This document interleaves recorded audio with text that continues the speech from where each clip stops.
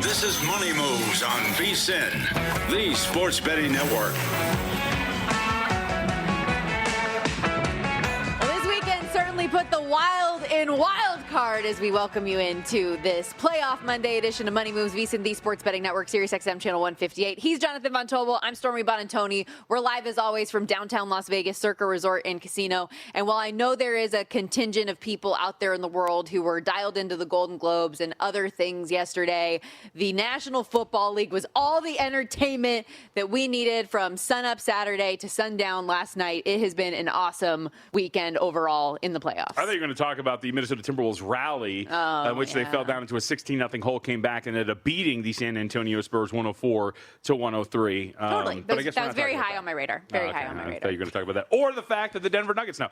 Yes, the weekend was great. A lot of good basketball, but of course, wildcard weekend did take center stage with everything that transpired, the comebacks, the ridiculous finishes. One of the 5 games we've seen so far was the disappointment. Mm-hmm. We'll see exactly what what the Texans and Steelers have in store for us, but good weekend nonetheless. Yeah, the last game of the night, which I was actually pretty excited about on the surface, seeing Chargers-Patriots ended up being kind of the lone dud that we had this weekend. But I, of course, entered today's show on the high of all highs with the San Francisco 49ers somehow, some way upsetting the Eagles yesterday. Given the text I was getting yesterday, those highs might have been yesterday, too. Ha, ha, ha. I might have imbibed a bit? Been overserved a touch while watching the game. But overserved in your own house? I was the bartender. I was going to say, you're the one doing the serving. But I feel bad for you a little bit because you were getting my roller coaster of emotions throughout the course of the game. And I'm pretty sure I sent okay, this game is over after the first play. Yeah. And then Demarcus Robinson, game of your life. Let's go. Yeah, the first play. And then the second play was, I think, Robinson on a big play. Yep. And then immediately the little bubbles popped up, and you were like, maybe not. Meanwhile, unfortunately, even with the win, 49ers did lose George Kittle and have a short week ahead now with the next game against Seattle. So we will dive into all of the implications following the results this weekend throughout the course of the show. Yes. But we have a lot to get to, like I said, over the course of the next 2 hours here on Money Moves. So let's set the table like we always do. Producer Justin, you know what to do. It's time for the top headlines and topics of the day. This is The Rundown. So, it is a Monday, still an overreaction Monday, so we will have this week's edition of Call Me Crazy, but you and I both have opinions on reporters today, too, as part of this. Well, my opinion on reporters is probably best served for another platform, but either way, yes. It's funny, yesterday there was a reporter that took center stage, and then another took it from her, and it was a very interesting day. But I also want to use Call Me Crazy as a reminder that other sports are happening at this point right now, so we'll talk about that when we get. Yeah, mine are all football-based. JVT's got some NBA, but of course, with this being such a busy NFL postseason weekend, we have odds already set for the other 3 divisional round games. Still one to be determined later on tonight. We will hit you with what those openers were, any early movement we've seen, and the injury updates coming out of the weekend. But tonight is where Wild Card Weekend will finish up in a Steel City showdown between, as you mentioned, the Houston Texans and Pittsburgh Steelers going head-to-head. We'll have Steelers beat writer Alan Saunders on the program as well to give us his perspective on the matchup as Pittsburgh here looks to end their decade-long streak without a playoff win as a 3-point home dog. Really low total here, too, 38.5. Yeah, and I'm going to be very interested to sit back and see where this line goes throughout the day. Not only is it 3, it is 3 shaded minus 120 to the dog side. So we could get an instance in where you get a 2.5 to pop up. And I think Houston minus 2.5, even at minus 120, is going to be something worth jumping on here. So we'll see if we get there, maybe even the course of this show. If you're somewhere where you still have the now late ESPN pet, you're looking at like a 2.5 on the screen right now. We'll see if that ultimately gets there. But either way, this is going to be pretty fascinating. I start there. I'll go back to the last time we saw the Steelers on the field. Stormy, this betting market told us that the Ravens were 4.5 points better than this team in Pittsburgh with the division on the line. And they could have won the game. And yet here we are now with a team that is better. And we could be under 3 by the time we get to kickoff? I don't know about that. A little bit surprising. That said, I did throw the Steelers in a teaser alongside the Jags, so would like to see that come home. I also think if you want to push that forward and have the teasers bring that up to 9 in what is such a low total game and pair it with one of these divisional round games so that you have something moving forward. If you didn't already pair it with something this weekend, I think that is potentially an angle in this game. Injury-wise, we do have some updates, but both teams pretty clean in this one. Mike Tomlin said this past week there were some bumps and bruises, but expects everyone to be available today, which includes, of course, TJ Watt. He reportedly hasn't had any setbacks, ready to go. You get DK Metcalf back from the suspension as well. The only guy from the injury report for Pittsburgh who's listed and is out is Isaiah Loudermilk, who's been on injured reserve since week 2 anyways. There was a thought that he might get activated, but will not. For Houston, the questionables we were keeping an eye on last week, right tackle Trent Brown and corner Kamari Lassiter, both will play. Brown coming back after missing the last 2 games of the year with knee and ankle stuff. Lassiter dealing with an ankle, but he got back to full practice on Friday and Saturday. Good to go. Houston did roll out depth running back, Jawar Jordan dealing with the high ankle sprain against the Colts, but Woody Marks is completely healthy.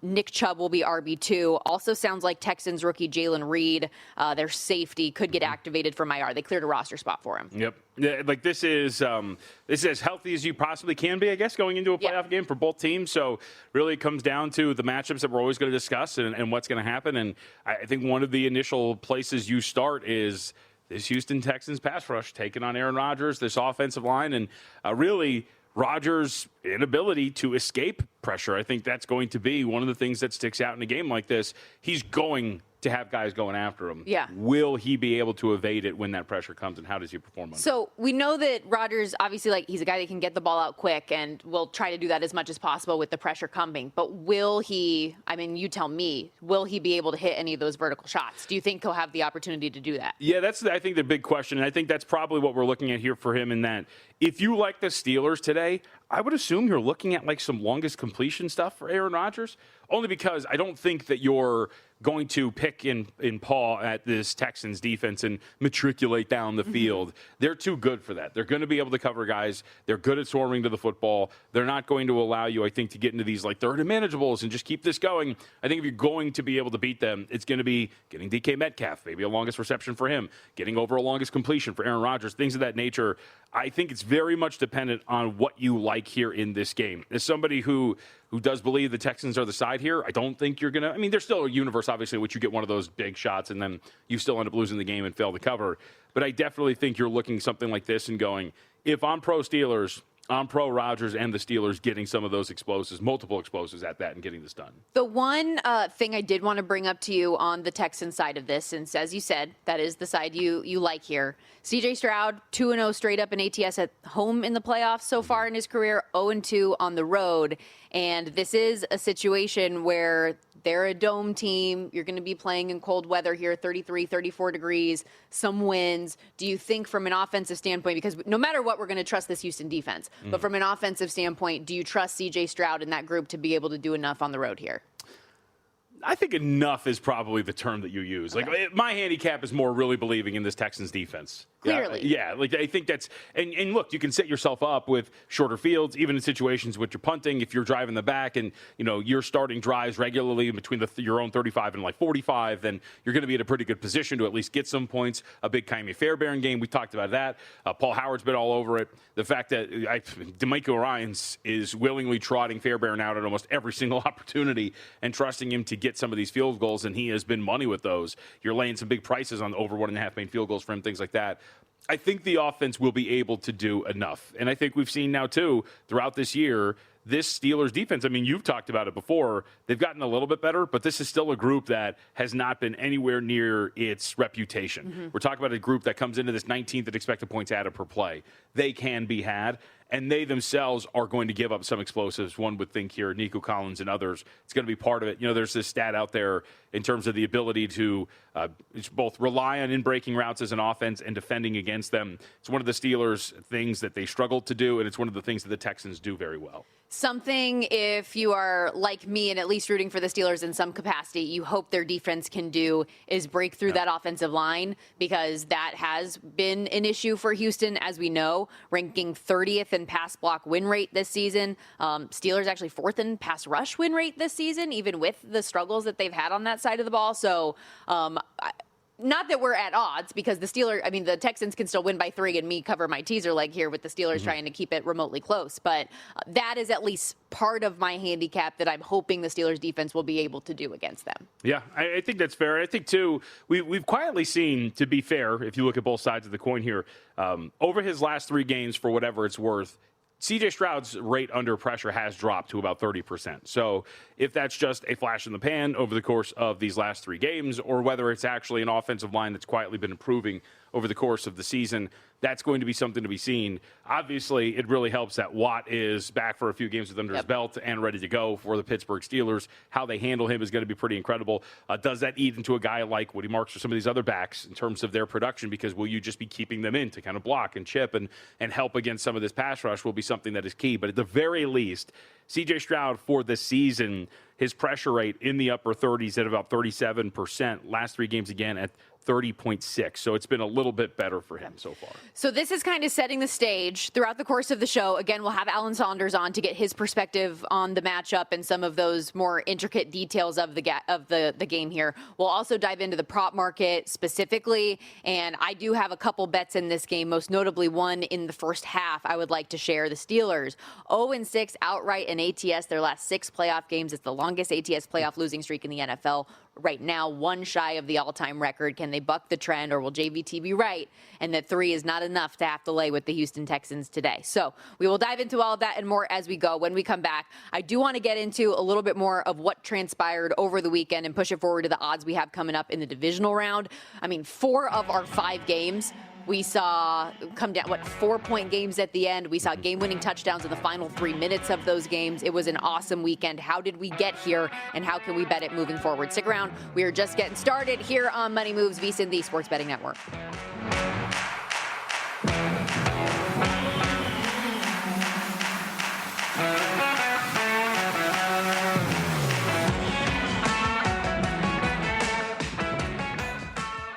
You're listening to this podcast because you want an edge. But what if I told you you're only halfway there? You've got the mindset. Now it's time to get the toolkit to match. Here's the thing.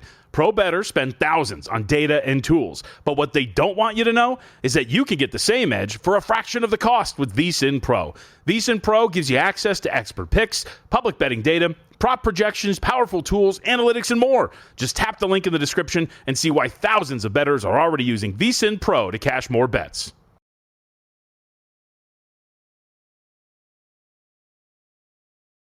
You're watching Money Moves here on VSiN, the Sports Betting Network. It was not a great weekend for the teams who took money in the betting market. As we welcome you back here to Money Moves on VSiN, the Sports Betting Network. Stormy, Buonantony, Jonathan Von Tobel with you. We were just talking about that in the commercial break. Pretty interesting, actually, to see how many of these teams the last couple days we saw the market move in their favor, and then they ended up being the wrong side. Yeah, we were, going over this during the break, but if you look at the teams in Wild Card Weekend so far this week, Rams, according to reports, sharps to lay 10. Now, again, this is always the funny part. Sharps are not always on the same side. You have groups that go against each other, all this stuff. But it is worth noting, 10 up to 10.5, they don't get there. Packers, Bears, we get a flip of favorites. Packers don't get there, lose the game outright. Bills and Jags, we saw it get to 2.5 here in favor of Jacksonville before kickoff. They lose the game outright. Your Eagles, 49ers matchup. Your 49ers bet against part of it was money, part of it was injury report. Either way, went from 3.5, 4, all the way up to as high 6 at one point. They don't get there, they lose outright. So this was not the greatest week for those who are on the side of the line moves and or chasing steam. And we will see if that is the case tonight because, of course, we're getting some pretty solid movement here as a couple of we won't call them national books, but smaller books are starting to get to 2.5 minus 120. See, people wanted to take that full field goal with the Steelers at home. We'll see if that ends up being right or wrong. Meanwhile, it was a fun weekend just as a fan. If you're watching these games, we had 11 go-ahead. Come on! 11 go-ahead touchdowns scored. Jacked up about yesterday in the fourth quarter. Meanwhile, Paul Bolvie, chill, buddy. Come on, let me be happy. Let me have this. Paul, love you. Tweeted at us. Bask in the glory, Stormy. It shall be short-lived. Listen, no one should have expected the 49ers to be in this position. With all of the injuries they had, with how bad that defense is, I think it is absolutely remarkable that of all ways, for them to win yesterday. It comes on a defensive stand on fourth down. I think what should be lauded about that performance for your 49ers yesterday was averaging 6.2 yards per play against one of the better defenses in the NFC field. I think... And after George Kittle got hurt, correct, too, yeah. and overcoming the turnovers. Yeah, Brock Purdy was not really great in that regard with some pretty bad throws. But even despite that, like you mentioned, you had a really efficient offensive performance.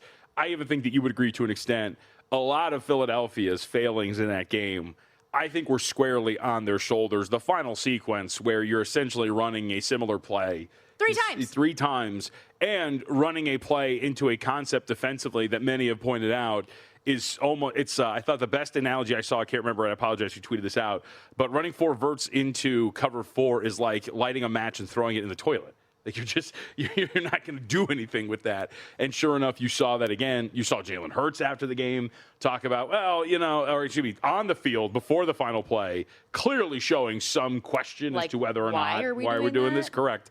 49ers defense might not be good, but I don't think that Robert Saleh is that stupid either. Right. Like, you can identify things. He's a very good coach. I mean, there's a reason why he's going to get head coaching opportunities again here, maybe even in this cycle, and he's getting interviews for him. But whole point here being, I think 2 things can be true. Your 49ers probably still have some questions on defense as they move forward to take on maybe a better offensive opponent. Who knows? The Seahawks have been really hit or miss the last, month and a half on offense. So who knows if that even gets tested.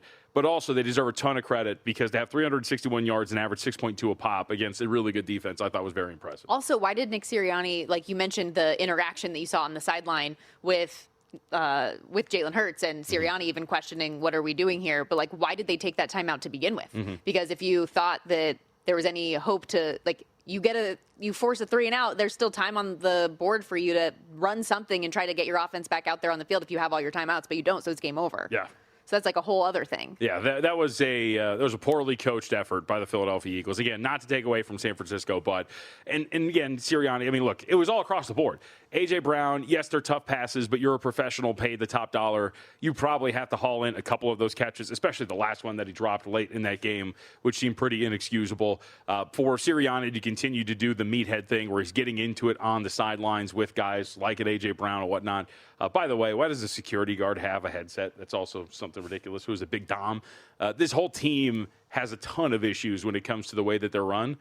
I would doubt that Sirianni's going to be gone, but I think you're making a change at offensive coordinator. And I know that he just got an interview with the Cleveland Browns, I believe. But if you're Philadelphia, how are you not throwing every dollar at Mike McDaniel to come in and be your offensive coordinator after now he's a free agent being fired from Miami? Sure. So this was, for me, obviously, the most interesting result of the weekend, but I think a lot of people would probably point to Bears-Packers and the comeback that Chicago had. Speaking of kind of coaches on the move, I know there were a lot of questions about Matt LaFleur coming out of that game as well, but at least according to reports and what ESPN's Adam Schefter put out there this morning, they are in the conversations of trying to see if they can work out a deal as he enters the final year of his contract coming up this season. But for Chicago to come back from down 21-3 and Caleb Williams and company to do what they did in the fourth quarter, they win this thing 31-27. How impressive was that late? And they seem to find ways week in and week out. I mean, yeah, I think that Chicago was impressive. I thought LaFleur was wildly unimpressive. Really, both guys weren't entirely impressive with the way that they were managing some of these games. But, the Bears continue to do this. How about this? The amount of plays in 3 games. So the Bears are 2-1 against the Green Bay Packers this year. You know how many plays they've run with the lead? Oh, how many? 0. I was going to say it's got to be like under 5. 0. They Great. have not snapped the ball with the lead in this series. That's funny. And yet they're 2-1 and on to the divisional round and an underdog at that. It kind of goes to show you the way that this has gone and the way that, the reason why, by the way, that LaFleur, even though reports are today that the Packers are expected to try to cinch up a deal with him, he's extend him. He's got 1 year left. He's kind of a dead man walking, obviously, with that 1 year left expiring contract. But either way, I think LaFleur does have some questions as to the way he managed that. Jordan Love was absolutely demolishing this Bears defense. Like, there was really no question about that. And yet they kind of put on the bumpers and they really played it safe. And that ultimately burned them with the way that they performed in that game. Love with 323 yards, 4 touchdowns in the loss. Meanwhile, a game we were on the air for up until the last couple minutes together. The Buffalo Bills and Jacksonville Jaguars, that's another one that just came down to the wire. Josh Allen and Buffalo, they come back to close this thing out and win 27-24. Allen scores the game-winning touchdown from a yard out with 1:04 to play. Here is Allen on the podium after the game about how they did this. To have the wherewithal to, again, not blink. And I think that's just the mantra that we've adopted this year of, if we've got time left and we got the ball, we got a shot. And you saw that there today. We feel like we've been in situations like this, and now every game presents itself in a different way. But to understand the moment, to not ride the wave, again, that was stuff that we've learned throughout the entire season. We were able to utilize that and use it today. And you mentioned the money coming in on the Jacksonville Jaguars from, 1.5 point dog to closing a 2.5 point favorite in the spot. People thought at the end, as we got closer to kickoff, okay, maybe the Bills really can't get this done. And then Josh Allen puts the cape on, overcomes all of the injuries, and gets this thing done. They're the second shot now in the AFC. New England still your favorite at plus 215. Buffalo plus 250, your one seed, in the Denver Broncos we haven't seen yet, plus 260 as well. But for Josh Allen to get this win, I think just absolutely critical for him in this season of all seasons. I thought it was really impressive. I mean, you see the numbers there if you're watching him at VSiN.com or YouTube TV. 3 total touchdowns.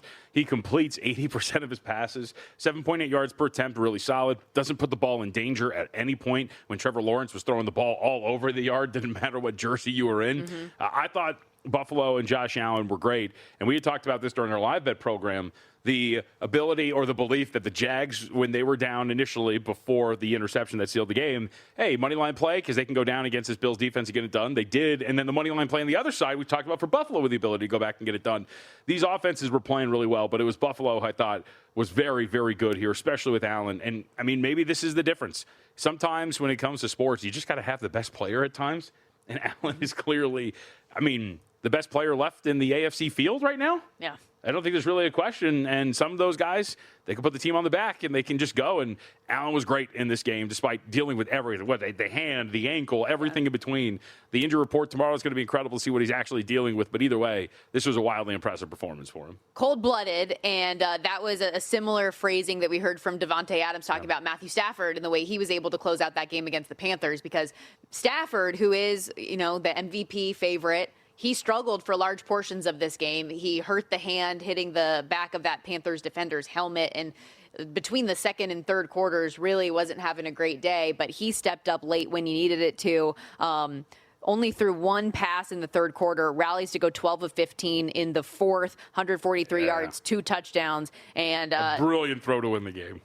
Needed 2 go-ahead passing touchdowns in the fourth quarter to beat the Panthers, but got it done. I got to tell you, that to me, I know, we talk about the spreads and they didn't cover, and a lot of people are trying to, trying to dunk on Stafford, and we're doing this whole postseason MVP discussion.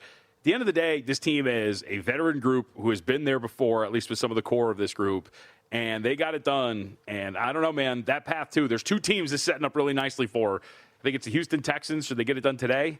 And Matthew Stafford has a very winnable game coming up as a favorite on the road against Chicago. Yeah, I think that the path is a good conversation that we can get into a little bit later on in the show. And listen, we are gearing up for the Super Bowl as well here at VSiN, just like these teams are. And we've got a big game 60 deal to match. Save $60 on your VSiN Pro annual subscription when you sign up right now. Use our promo code MONEY when you become a VSiN Pro subscriber. You get access to everything on the website, the best bets, the betting splits, the AI-powered prop tools, plus our betting guides and expert picks for not only the Super Bowl, but March Madness is going to be here before you know it. VSiN.com/subscribe, promo code MONEY. You're watching Money Moves here on VSiN, the Sports Betting Network. Back here on Money Moves, VSiN, the Sports Betting Network, Sirius XM Channel 158. Stormy Buonantony, Jonathan Von Tobel with you. And we talk all the time here on the network about making smart bets. And smart advertisers are doing the same with Mission Media. If you want real results, Mission Media connects your brand with audiences that actually engage. From premium podcasts and connected TV to data-driven digital campaigns, they deliver measurable ROI. And as VSiN's exclusive ad partner, Mission Media gives you direct access to one of the most loyal, action-oriented sports audiences anywhere. Your brand deserves more impressions. It deserves influence. Get started at VSiN.com/advertise, or you can email us at advertising@vsin.com. Which, good note, if you want to join in on any of the conversation today, you can tweet at us, at MeJVT, at Storm Buonantony, at VSiN Live. We've also got the Money Moves email going right now, moneymoves@vsin.com, if you want to chime in on anything. Yep, got a couple of bits of breaking news as well before we continue our program. First off, Patriots cornerback Christian Gonzalez, concussion protocol after being ruled out of Sunday's win over the Chargers. That was something we were watching for, so officially in concussion protocol for him. And this matters because the season starts today, or this week, in earnest, I guess. But official, Brooks Koepka back in the PGA Tour. How about this? Bing bong. Because, we thought that he was trying to. Mm-hmm. So cool that he ends up doing so. And you mentioned, it starts in earnest. The normal PGA Tour season would have started last week, but they had to cancel an event, so we will get things started with the Sony Open this weekend, and we will have some golf guests coming on the program this week. Speaking of guests, though, we do have one on the Progressive guest line right now. Very excited to welcome in Alan Saunders, Steelers beat reporter. Check out all the work over there at SteelersNow.com. We got the final spot in the NFL's divisional round on the line tonight with the Steelers and Texans going head-to-head. Alan, welcome into the program. How are you? Thanks for having me. I'm doing great. I imagine so, with the Steelers somehow finding a way last week against the Ravens to get this spot in the wild card round, but they are greeted with having the league's best defense come into town tonight. So generally speaking, how do you see this Aaron Rodgers-led offense matching up with this Houston Texans defense? The Steelers have kind of been an average offense most of the year. I do think they're playing some of their best football here down the stretch. They played a really good – Aaron Rodgers had his best game of the year against the Ravens and did it without DK Metcalf. Now they're getting him back. It does kind of feel like there's a little bit of momentum there, but this is a really tough Houston defense. I think the Steelers will be really hard-pressed to protect Aaron Rodgers with those two edge rushers, Anderson and Hunter coming off the edges. And I think the Steelers have they've been playing Dylan Cook, a young undrafted left tackle. He's done pretty well, held Myles Garrett without a sack, but he's been getting a lot of help too. I think this is a real test of how they can protect him and hold up, because they've got to find a way to get some explosive plays against this defense, which has been really difficult to do. But I can't see them winning a game where they just run the ball 40 times into the teeth of it and try to hang on. I think they have to find a way to take some chances to try to break through. Alan, can you expand on the Steelers' offense and their relationship with these explosive plays? Because it seems like there's a slight reliance on it, but then they don't generate a ton of them. So how does that work for this offense throughout the season? Yeah, I just think there's been a sort of a finding of themselves over the course of the season. There's stuff that Arthur Smith likes to do. There's stuff that Aaron Rodgers likes to do. There's some unique personnel things they have in terms of when they had Darnell Washington available to them, and they were able to go with almost a 7 offensive lineman look. And I just think it took a long time to put all those pieces together and sort of figure out what they were good at. I do think they're circling around that right now, but we'll see if – I think the Metcalf-Stingley matchup is the one to really watch here, because if Houston needs to allocate a second player to cover him, I think that's a big deal for the rest of the Steelers wide receivers. Everybody else kind of struggles to get open one-on-one, and so that's really the issue, I think, with their lack of ability to create big plays, is they just do not get a lot of separation down the field. And Rodgers has been getting rid of the ball really quickly with a young offensive line, and it's hard to create big plays when you're doing that. And so I think that's been the real struggle for them this year. To follow up on Metcalf, I am curious your opinion on the on-field relationship between he and Aaron Rodgers, because I don't think that we've had that chemistry that so many of us at least anticipated with him. So how do you see that picture shaking out with him on the field today? It's been a little weird. You think about DK, and he's this big, strong guy, and he's obviously very fast. And you'd think, oh, that guy's gonna eat going down the field with a guy like Aaron Rodgers throwing the ball. And that really was something that took quite a while for them to even start to try to do. But they had a lot of success right away on more underneath stuff. I think that's actually where they've clicked more. And the Steelers have kind of used their short passing game as sort of the default way to move the offense. Kenny Gainwell actually led the team in receptions this year as a third down back.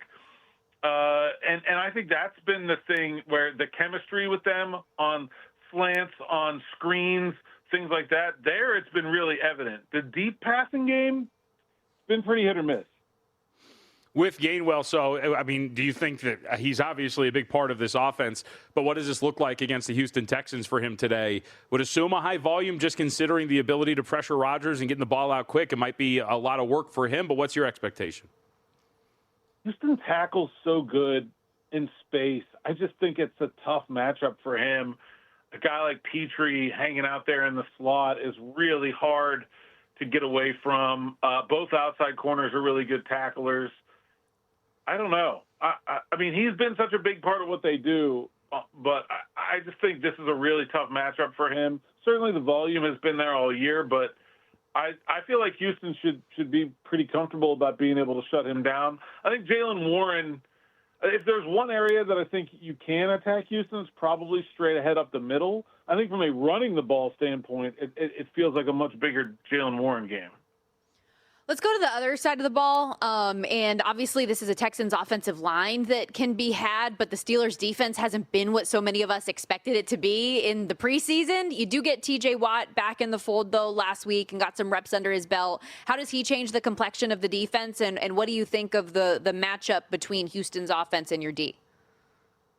Yeah, I think the Steelers defense should feel pretty good about winning the trenches. They've been playing really well up front since they got Derek Harmon back, and now they get TJ Watt back. They've got those three edge rushers with him. Highsmith and Herbig, they can really get after the quarterback, and they've been stopping the run pretty well, too. Give up a big play on the first play of the game against the Ravens, and then really Derrick Henry was pretty quiet the rest of the day, even though the stat total ends up being a little bit inflated. The success rate was way down. I think this isn't a rushing attack that should scare the Steelers. The big thing for them is they gave up, I think, 3 or 4 20-yard passing plays against the Ravens, and there was nobody near Zay Flowers on some of them. I mean, just total blown coverage situations. I don't think this Houston offense is particularly dynamic, but they certainly have the playmakers that if you leave guys just wide open, they're going to take advantage of it. So they've really got to clean up some stuff on the back end from last week, but I think they should feel pretty good up front. Alan, have you considered, while you've been covering this team, that maybe Mike Tomlin's contract with Satan and his ability to continue to pull out these winning seasons might impact them this week? I mean, it's not like it's a secret as to what Mike's situation has been. I don't think there's any chance of the Steelers moving on from him here, win or lose. I do think, I always struggle with trying to project what people are going to decide to do. There will be a day where he decides he's done enough here. I don't know when that's going to happen. There is, I think, a pressure that comes with that from the players' perspective. They're obviously aware of it. But I feel like of the last couple of teams that I've covered going into the postseason, this one feels very loose about the whole ordeal. I think they're really looking forward to a home playoff game. They haven't had a home playoff game with fans in the stands since the 2017 season. I've been on the beat since 2018. I've never covered one. They lost that game against Cleveland in 2020 and then have been on the road the last 3 times I've gone.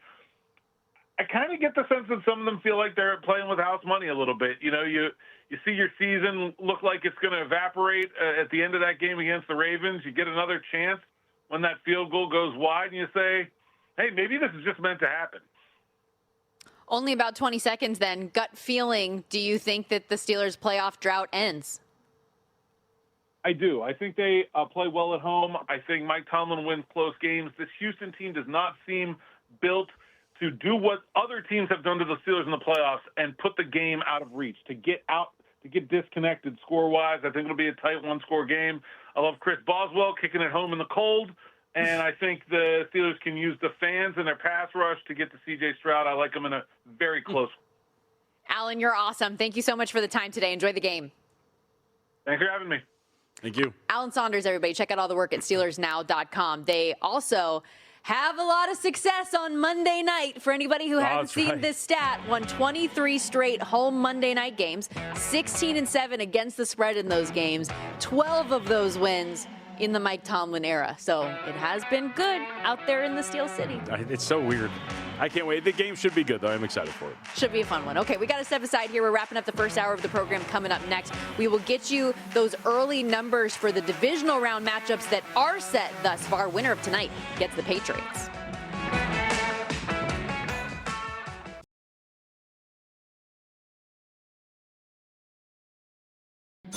You're watching Money Moves here on VSiN, the Sports Betting Network.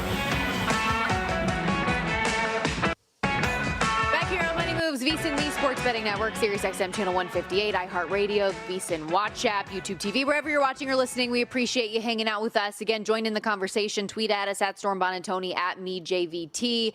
As we are live in downtown Las Vegas, Circa Resort and Casino. Lots of NFL on the docket today, as expected. Still to come, we will have a props breakdown of Texans Steelers coming up in just a little bit. We'll have Call Me Crazy, but our best bets official for the day and the like. But we do have some numbers out here, numbers on the move as well for the divisional round matchups that are set already. And we talked about how in the wild card round, a lot of these teams that were very clearly the side in the market ended up not being the right move. So does that follow up in the divisional round or not? A couple of the sides we're seeing already taking money. The Los Angeles Rams opened a 4.5-point favorite on DraftKings. They are currently laying 3.5 now against the Chicago Bears. And the Broncos did open -1.5 some spots. Buffalo currently the favorite now on the road there against the number 1 seed. Yeah, for me, selfishly, the Bears game I think is going to be very fascinating, and I think is front and center one of the games that I am the most intrigued by against Los Angeles.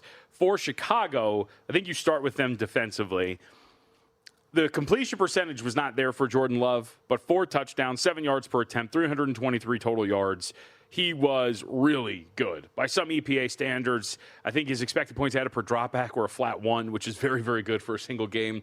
So you look at Love and what he was able to do against Chicago's defense.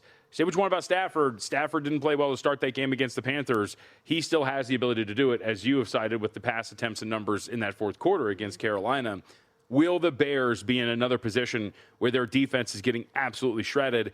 And this time around, will you get lucky enough to face an offense that turtles up and doesn't try to continue to go after that as you head into a second half? My guess is that McVay would still be pretty aggressive, and they wouldn't be able to get away with it this time around. Well, and one thing that kind of dovetails off of that I thought was interesting here was Matthew Stafford's numbers, specifically throwing touchdowns on passes of 15 yards or more downfield. His 13 passing touchdowns in that situation, including one of which against the aforementioned Panthers, is tied for the most in any season of his career. The Bears defense, meanwhile, has allowed 14 passing touchdowns of at least 15 yards, tied with the Cowboys for the most in the NFL. And I think we all know how we felt about the Cowboys defense this season. But Chicago is good at turning over the football, and that's kind of been their secret sauce this year to escape in as many games as they have. 14 interceptions on deep throws, which is the most in the NFL. So will Matthew Stafford capitalize on what has been bad defense in those moments, or will the turnover bug catch up with him like it has in albeit limited games, but it's like when it rains, it pours a little bit with Stafford. So which of those two evils will it be? Yeah, I mean, the turnovers tend to be somewhat random, so we'll see if that's going to be the case. But like you talked about, they've done a really good job on it. At the end of the regular season, they did it to Goff, they did it to Brock Purdy and the 49ers, and it's kept them in those games. They didn't do it against Love, so maybe that's something that matters here, is like you're eventually going to run out. If you're reliant on turnovers and onside kicks and things of those nature, you should have an expiration date. But we've been saying that all year, that's what what kills me. That's, you kind of throw out there and say, oh, yeah, they should. But I think, to me, the other aspect of this, outside of some of the intangibles or some of the things that you can't really rely on down to down, is going to be whether or not Chicago is going to be able to come in here and run the ball. We've seen them do it against some really good opponents. They didn't really do it against the Green Bay Packers. They only averaged 3.3 yards per attempt. We thought that part of the sauce, if you will, to keep that analogy going for Carolina, was going to be run the ball extremely well and control time of possession. They only averaged 3.8 yards per carry against the Los Angeles Rams. So will you be able to, if you're Chicago, cut this game down, again, control time of possession, get out there and ask, even though, if you're running the ball, ask Caleb Williams to kind of get this done. I mean, again, we talk about, like you said, we keep saying it, the unlikely nature in which you're outgained in a game like that, but you're -2 in a turnover column like you were against Green Bay. You trail the way you did and yet still somehow won that game. I mean, I hope they keep doing it, but it is wild that they keep pulling this off. Higher total to 51.5, I think, as expected, though, with these two offenses. Interesting as well that this is going to be one of the games that's played on Sunday, despite both the Rams and the Bears being teams that played on Sunday this week. Meanwhile, you have the 49ers and Seahawks same thing for Buffalo this week, too. You have teams that played the Sunday game, and those two played on Saturday this past week, so they get the long week, versus teams like the 49ers and Bills that play on Sunday and then have short weeks for their next opponents with travel. So San Francisco gets back to Santa Clara at about 2 o'clock in the morning today from the East Coast. Then they play the Sunday game with East Coast travel, and they have the Saturday game with more travel to Seattle this week. Yeah. So a clear rest disadvantage for a couple teams coming into this week. And I understand that they typically have the 1 seeds play on Saturday, but that's not like a set in stone rule, is it? I don't know. I don't know if it's a rule at all, but yeah, I mean, you're right. I was pretty stunned by that. Yeah, though. I don't know why you wouldn't at least try to put every team in position to perform as well as possible. But either way, I mean, I think because you also get in a tough situation is the winner of this Monday game. You can't put them on Saturday either. Sure. So I think it's probably where it's just a lesser of two evils. Somebody's going to be at a disadvantage, but you don't want to put one team at a bigger disadvantage. Well, I just think the fact that Rams-Bears is unnecessarily on Sunday. Sure. That's a fair point. I mean, how much is it? Is it going to impact it? I mean, I guess after, the teams with the rest disadvantage, if they lose, I'm sure we'll point to that as being the reason. But either way, I think your team is in a really interesting spot. They're going to be in a tough spot no matter what. Yeah, I mean, look, the Seahawks kind of bullied them a bit, to use that term again, shoved them in a locker, and they kind of moved on, even though it was an unimpressive final score of 13-3. I do often say that in today's society, we need more bullying. I just wish it didn't come in this fashion. We do. We do need it in certain instances. But, yeah, I'm going to be curious to see. Look, I mean, we talked about it again. Your offense was good against a very good defense, but I do think some of the defensive successes for your team over the weekend largely were more about Philadelphia than it was about this 49ers kind of finding a new gear on defense. I'll be very curious to see what this looks like for their defense against Seattle because, again, they did almost have 400 total yards in that game, but still only averaged 13 points. Only put up 13 points and a pretty mundane yards per play. So we'll see if they can actually do something here. But Seahawks, special teams is great. Defense is incredible. Offense is what leaves a little bit to be desired, which leaves me a little bit of a pause here in terms of this 7. I don't know if I trust that the offense is going to be able to put up enough numbers here to get this done. Even then, it was like the run game was actually very effective for the Seahawks on the day. It was Sam Darnold who really struggled, and I put this little graphic in our spreadsheet today where you can see some of the differences in Sam Darnold this season against the 49ers versus against all other teams this year. Like the yards per attempt is down a full yard and a half. The air yards per attempt, nearly 2 yards. The touchdown, he doesn't have a single touchdown in either of the games. The QBR goes from 58 to 43 cumulatively. It's interesting in the 2 games this year, and polar ends of the schedule when they played week 1 and week 18. But week 1 was in Seattle. The 49ers win that game on the road 17-13. Week 18 in San Francisco, Seahawks get the better of them for the 1 seed. They win it 13-3.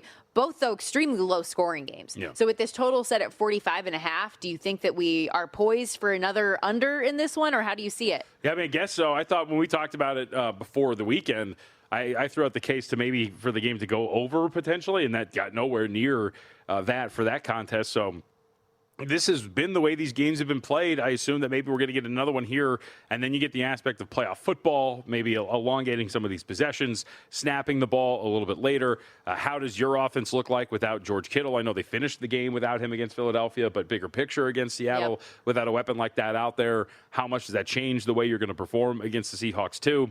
Look, in the first game, like we talked about too, got injured in that game, correct? And then, of course, had to go on without him, and that was an ugly affair. Jake Tonjes, that was like his coming out party that he scored the game-winning touchdown that looked like it would have been a Brock Purdy interception with Kittle out of the game. That's how they win it at the end. And to your point, too, I mean, even just outside of this matchup, down the stretch, Darnold has not been as effective. I mean, going into that first meeting with the Rams, we called that an MVP eliminator. That's how well he was playing. Led the league in yards per pass, attempted 10, was taking shots downfield, was really aggressive, had a really strong touchdown-to-interception ratio. And since then, he and this offense have fallen to middle of the pack. And we know they don't really have the ability to run the ball, and it hasn't really manifested. We have not seen this offense take off in any way. It has been a very good and very balanced team in terms of the contributions from offense, defense, and special teams. But this has not been an offense that, even against a defense like yours, which was shredded by the Bears on Sunday, that Sunday night game, you've had really nothing. Yeah, it's really both offenses that I'm just curious to see what version of them shows up in this spot, especially, as you mentioned, on the 49ers side without George Kittle. We saw how important Christian McCaffrey was against Philadelphia, and he has the 2 touchdowns, 48 yards on the ground, 66 through the air. Against Seattle, he did virtually nothing. They did a really, really good job neutralizing him for the game. It was one of the worst offensive performances San Francisco's had in the Kyle Shanahan era. Held to just 3 points, 9 first downs, boasts the fewest ever since he's been their head coach. 173 total yards and just 22 minutes of time of possession, both second fewest in the Shanahan era. So it was a bad day to have a bad day. Can they get their revenge in a win-or-go-home spot in Seattle? We'll see. Again, spread 7 in that one, total 45.5. We got to step aside. When we come back, let's see what we can do in the prop market for tonight. Wild card weekend wraps up on Monday night. Steelers, Texans going head-to-head in the Steel City. We'll dive into it all next.